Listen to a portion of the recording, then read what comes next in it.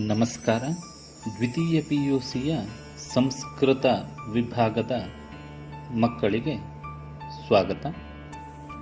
ಇವತ್ತು ನಾವು ದ್ವಿತೀಯ PUCಯ ಸಂಸ್ಕೃತ ಪಠ್ಯದ 4ನೇ ಪಾಠವಾದಂತಹ ಶೂನ್ಯೋ ಮೇ ಅಂಗುಲಿ ಎನ್ನುವಂತಹ ನಾಟಕ ಭಾಗವನ್ನು ನೋಡೋಣ. ಈ ನಾಟಕವನ್ನು ಕಾಳಿದಾಸ ಎನ್ನುವಂತಹ ಕವಿ ರಚನೆ ಮಾಡ್ತಾನೆ. ವರಕವಿ, ಕವಿಕುಲ ಗುರು ಎಂಬ ಶ್ಲಾಘನೆಗೆ ಪಾತ್ರನಾಗಿ ಅಮರ ಕೃತಿಗಳನ್ನು ಸಂಸ್ಕೃತ ಸಾಹಿತ್ಯಕ್ಕೆ ಶಾಶ್ವತ ಕೀರ್ತಿಯನ್ನು ತಂದಂಥವನು ಕಾಳಿದಾಸ. ಕಾಳಿದಾಸನು ಸಂಸ್ಕೃತ ಕಾವ್ಯದ ಅತ್ಯುನ್ನತ ಶಿಖರ. ಅವನಿಗೆ ಕೈ ಮುಗಿಯದ ಕವಿಯಿಲ್ಲ, ಮೆಚ್ಚದ ವಿಮರ್ಶಕನಿಲ್ಲ. ಅವನ ಹೆಸರನ್ನು ಸ್ಮರಿಸದ ಭಾರತೀಯನಿಲ್ಲ. ಅವನ ಕಲ್ಪನಾ ಶಕ್ತಿ ಉದಗ್ರ ಹಾಗೂ ಸಮಗ್ರ. ಅವನ ಕಾವ್ಯದೃಷ್ಟಿ ಅಭಿನಯವಷ್ಟೇ ಅಲ್ಲ, ಅಭಿರಾಮವೂ ಹೌದು ಎಂದು ಅವನಿಗೆ ಸರ್ವಮಾನ್ಯತೆಯನ್ನು ಈ ಇಡೀ ಪ್ರಪಂಚ ಅಥವಾ ಭಾರತ ದೇಶ ನೀಡುತ್ತೆ. ಉಪಮೆಯಲ್ಲಿ ಅವನಿಗಿರುವ ಕೌಶಲ್ಯವನ್ನು ಎತ್ತಿ ಹಿಡಿದು ಉಪಮಾ ಕಾಳಿದಾಸಸ್ಯ ಎಂದು ಸಹೃದಯರು ಅವನಿಗಿತ್ತಿರುವ ಬಿರುದು ಅನ್ವರ್ಥಕವೆನಿಸುತ್ತದೆ. ಆದ್ದರಿಂದಲೇ ಉಪಮಾ ಕಾಳಿದಾಸ ಅನ್ನೋದು ತುಂಬ ಪ್ರಸಿದ್ಧಿಯನ್ನು ಪಡೆದಂತಹ ವಾಕ್ಯ. ಇಂತಹ ಶ್ರೇಷ್ಠನಾದಂತಹ ಕಾಳಿದಾಸ ಬರೆದಿರುವಂತಹ ಕೆಲವೊಂದಷ್ಟು ಕೃತಿಗಳು ಮಾತ್ರ ನಮಗೆ ಉಪಲಬ್ಧಿ ಇದೆ. ಒಟ್ಟು 7 ಕೃತಿಗಳು ಅವನ ಹೆಸರಿನಲ್ಲಿಂದು ನಮಗೆ ದೊರೀತದೆ, ಸಿಗತ್ತೆ. ರಘುವಂಶ ಮತ್ತು ಕುಮಾರ ಸಂಭವ ಎನ್ನುವಂತಹ 2 ಮಹಾಕಾವ್ಯಗಳು, ಮೇಘದೂತ ಮತ್ತು ಋತುಸಂಹಾರ ಎನ್ನುವಂತಹ 2 ಖಂಡಕಾವ್ಯಗಳು, ಮಾಲವಿಕಾಗ್ನಿಮಿತ್ರ, ವಿಕ್ರಮೋರ್ವಶೀಯ ಮತ್ತು ಅಭಿಜ್ಞಾನ ಶಾಕುಂತಲ ಎನ್ನುವಂತಹ 3 ನಾಟಕಗಳನ್ನು ಕಾಳಿದಾಸ ರಚನೆ ಮಾಡ್ತಾನೆ. ಅಂತಹ ಕಾಳಿದಾಸನ ವಿಚಾರದಲ್ಲಿ ನಮಗೆ ಅನೇಕ ಗೊಂದಲಗಳಿದೆ. ಕಾಳಿದಾಸಸ್ಯ ದೇಶ ಕಾಲ ದಿವಸ ವಿಷಯೇ ವಿದುಷಾಂ ಐಕ್ಯಮತ್ಯಂ ನಾಸ್ತಿ. ಕಾಳಿದಾಸನ ದೇಶ ಅಂದರೆ ಯಾವ ಪ್ರದೇಶದವನವನು, ಹಾಗೆಯೇ ಅವನು ಹುಟ್ಟಿರುವಂತಹ ಅಥವಾ ಇದ್ದಿರುವಂತಹ ಸಮಯ ಯಾವುದು ಅನ್ನೋದ್ರ ವಿಚಾರದಲ್ಲಿ ನಮ್ಮ ವಿದ್ವಾಂಸರ ಅಥವಾ ಸಂಶೋಧಕರ ವಿಚಾರದಲ್ಲಿ ಐಕ್ಯಮತ್ಯ ಅಂದರೆ ಹೊಂದಾಣಿಕೆ ಎನ್ನುವಂಥದ್ದಿಲ್ವೇ ಇಲ್ಲ. ಒಬ್ಬೊಬ್ಬರು ಒಂದೊಂದನ್ನು ಹೇಳ್ತಾರೆ. ಏನು ಅಂತಂದರೆ, ಅಸ್ಮಿನ್ ವಿಷಯೇ ದ್ವೇ ಮತೆ ಅತ್ರ ಉಲ್ಲೇಖನೀಯೇ. ಅಂತಹ ಅನೇಕ ಮತಗಳಲ್ಲಿ 2 ಅತ್ಯಂತ ಪ್ರಧಾನವಾದಂತಹ ಗುಂಪು, ಅದನ್ನಿಲ್ಲಿ ನಾನು ಹೇಳಲೇಬೇಕು. ಕ್ರಿಸ್ತಪೂರ್ವ ಪ್ರಥಮಂ ಶತಕಂ ಇತಿ ಕೇಚನ, ಪಂಚಮಂ ಶತಕಂ ಇತಿ ಅನ್ಯೇ. ಕೆಲವೊಂದಷ್ಟು ಜನ ಇವನು ಕ್ರಿಸ್ತಪೂರ್ವ ಮೊದಲನೇ ಶತಮಾನದಲ್ಲಿದ್ದ ಅನ್ನೋದನ್ನು ಕೆಲವೊಬ್ಬರು ಹೇಳ್ತಾರೆ. ಕೆಲವೊಂದಷ್ಟು ಜನ ಇವನು 5ನೇ ಶತಮಾನದಲ್ಲಿದ್ದ ಅಂತ ಕೆಲವೊಂದಷ್ಟು ಜನ ಹೇಳ್ತಾರೆ. ಅದು ಏನೇ ಇರಲಿ, ಕಾಳಿದಾಸನ ವಿಚಾರದಲ್ಲಿ ನಾವು ತಿಳ್ಕೊಳ್ಳೋದಾದರೆ ಅಥವಾ ಅವನ ಶ್ರೇಷ್ಠವಾದಂತಹ ಗ್ರಂಥಗಳ ಅಧ್ಯಯನ, ಅದರಲ್ಲಿರುವಂತಹ ಕಾವ್ಯ ವಿಶೇಷಗಳೇ ನಮಗೆ ಪ್ರಾಮುಖ್ಯವೇ ಹೊರತು ಅವನು ಯಾವ ಕಾಲದಲ್ಲಿದ್ದ, ಹೇಗಿದ್ದ ಅನ್ನೋದು ಅಷ್ಟು ಪ್ರಾಮುಖ್ಯತೆಗೆ ಸಂಬಂಧಿಸಿದ ವಿಷಯ ಅಲ್ವೇ ಅಲ್ಲ. ಅಂತಹ ಕಾಳಿದಾಸ ಬರೆದಿರುವಂತಹ ಅಭಿಜ್ಞಾನ ಶಾಕುಂತಲ ಎನ್ನುವಂತಹ ನಾಟಕದ 5ನೇ ಅಂಕಕ್ಕೆ ಶೂನ್ಯೋ ಮೇ ಅಂಗುಲಿ ಎನ್ನುವಂತಹ ಹೆಸರಿನಿಂದ ಇಲ್ಲಿ ನಿಮಗೆ ಕೊಟ್ಟಿದ್ದಾರೆ. ಅಂತಹ ನಾಟಕವನ್ನು ನಾವು ನಿಧಾನವಾಗಿ ನೋಡ್ತಾ ಹೋಗೋಣ. ಶೂನ್ಯಾ ಮೇ ಅಂಗುಲಿಃ ಇತಿ ನಾಟಕ ಭಾಗೋಯಂ ಮಹಾಕವಿ ಕಾಳಿದಾಸ ಪ್ರಣೀತ ಸರ್ವೋತ್ಕೃಷ್ಟ ಕೃತಿರಿತಿ ಪರಿಗಣಿತಸ್ಯ ಅಭಿಜ್ಞಾನ ಶಾಕುಂತಲಮಿತಿ ನಾಟಕಸ್ಯ ಪಂಚಮಾಂಕಾತ್ ಸಂಗ್ರಹೀತಃ. ಶೂನ್ಯೋ ಮೇ ಅಂಗುಲಿ ಎನ್ನುವಂತಹ ಈ ನಾಟಕ ಭಾಗ ಕಾಳಿದಾಸನಿಂದ ಪ್ರಣೀತ ಅಂದರೆ ರಚಿಸಲ್ಪಟ್ಟಿರುವಂತಹ ಉತ್ಕೃಷ್ಟವಾದಂತಹ ಕೃತಿ ಅಂತಲೇ ಪ್ರಸಿದ್ಧಿಯನ್ನು ಪಡೆದಿರುವಂತಹ ಅಭಿಜ್ಞಾನ ಶಾಕುಂತಲ ಎನ್ನುವಂತಹ ಹೆಸರಿನ 5ನೇ ಅಂಕದಿಂದ ಇಲ್ಲಿ ಸಂಗ್ರಹ ಮಾಡಲಾಗಿದೆ.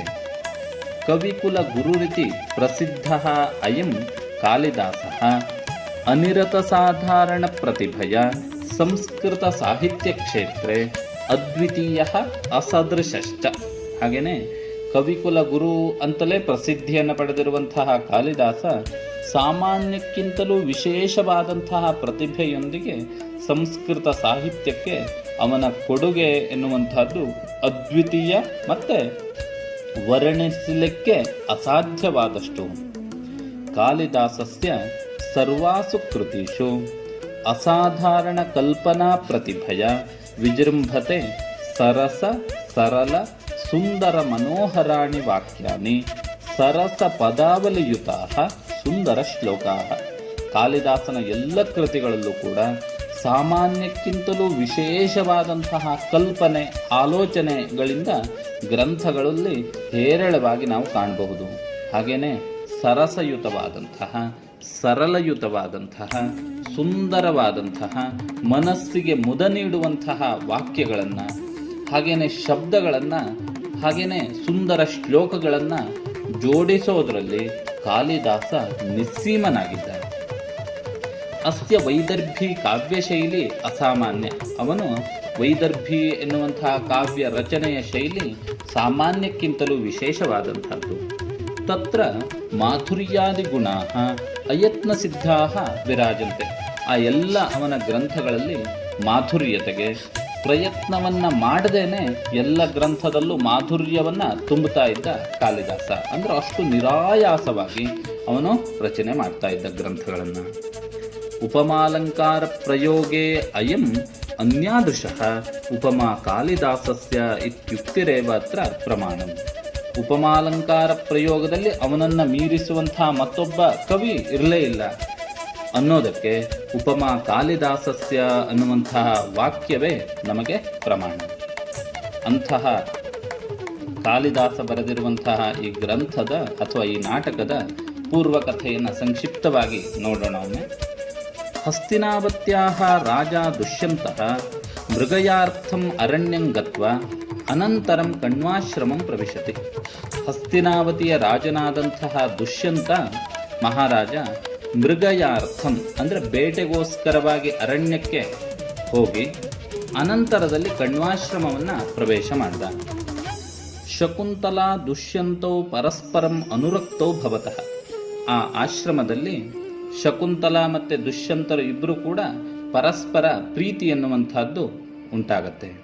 ತಯೋ ಅನುರಾಗ ಗಾಂಧರ್ವ ವಿವಾಹೆ ಪರ್ಯವಸತಿ. ಅವರ ಪ್ರೀತಿ ಎನ್ನುವಂಥದ್ದು ನಿಧಾನವಾಗಿ ಗಾಂಧರ್ವ ವಿವಾಹದಲ್ಲಿ ಅಂತ್ಯವಾಗತ್ತೆ. ರಾಜ ದುಷ್ಯಂತಃ ಅಭಿಜ್ಞಾನರೂಪಂ ಸ್ವಂ ಅಂಗುಲೀಯಕಂ ಶಕುಂತಲಾಯೈ ದತ್ವಾ ಹಸ್ತಿನಾಪುರಂ ನಿವರ್ತತೆ. ಹಾಗೇನೆ ರಾಜನಾದಂತಹ ದುಷ್ಯಂತ ಅಭಿಜ್ಞಾನ ಅಂದರೆ ನೆನಪಿಸುವ ರೂಪದಲ್ಲಿರುವಂತಹ ನೆನಪಿಸುವಂತಹ ಒಂದು ವಸ್ತುವನ್ನು ಅಂದರೆ ಅಂಗುಲೀಯಕ ಅಂದರೆ ಉಂಗುರವನ್ನು ಶಕುಂತಲೆಗೆ ಕೊಟ್ಟು ಹಸ್ತಿನಾಪುರಕ್ಕೆ ಹಿಂತಿರುಗುತ್ತಾನೆ. ಆಪನ್ನ ಸತ್ವ ಶಕುಂತಲ ರಾಜ್ಞ ಸ್ಮರಣೆ ನಿಮಗ್ನ. ಆಪನ್ನ ಸತ್ವ ಅಂತಂದರೆ ಗರ್ಭಿಣಿಯಾದಂತಹ ಶಕುಂತಲೆ ರಾಜನ ಸ್ಮರಣೆಯಲ್ಲಿ ರಾಜನ ನೆನಪಿನಲ್ಲೇನೆ ಕಾಲವನ್ನು ಕಳೀಲಿಕ್ಕೆ ಪ್ರಾರಂಭ ಮಾಡಿದ್ವು. ಅತಿಥಿ ಸತ್ಕಾರಾತ್ ವಿಮುಖಾಂ ಶಕುಂತಲಾಂ ದೂರ್ವಾಸ ಮಹರ್ಷಿ ಅನನ್ಯ ಮನಸಾ ಯಂ ವಿಚಿಂತಯಂತಿ ಸಹ ಪ್ರಬೋಧಿತೋಪಿ ತ್ವಾಂ ನ ಸ್ಮರಿಷ್ಯತಿ ಇತಿ ಶಪತಿ. ಹಾಗೆಯೇ ಅವನ ಯೋಚನೆಯಲ್ಲಿಯೇ ಕಾಲವನ್ನು ಕಳೀತಾ ಇರುವಂತಹ ಶಕುಂತಲೆ ಒಮ್ಮೆ ಅತಿಥಿ ಸತ್ಕಾರದಿಂದ ವಿಮುಖಳಾಗಿ ದೂರ್ವಾಸ ಮಹರ್ಷಿಗಳಿಂದ ಶಾಪಕ್ಕೊಳಗಾಗ್ತಾಳೆ. ಏನಂತ ಶಾಪ ಕೊಡ್ತಾರೆ ಅಂತಂದರೆ, ನೀನು ಯಾರಲ್ಲಿ ಇಷ್ಟು ಗಾಢವಾದಂಥ ಮನಸ್ಸನ್ನಿಟ್ಟು ಯೋಚನೆ ಮಾಡಿ ನಿನ್ನನ್ನು ನೀನು ಮರಿತಾ ಇದೆಯೋ ಅಂಥವನು ನಿನ್ನು ನೆನಪಿಸಿದರೂ ಕೂಡ ನಿನ್ನನ್ನು ನೆನಪಿಸಿಕೊಳ್ಳದೇ ಇರಲಿ ಅನ್ನುವಂತಹ ಶಾಪವನ್ನು ಕೊಟ್ಟರು.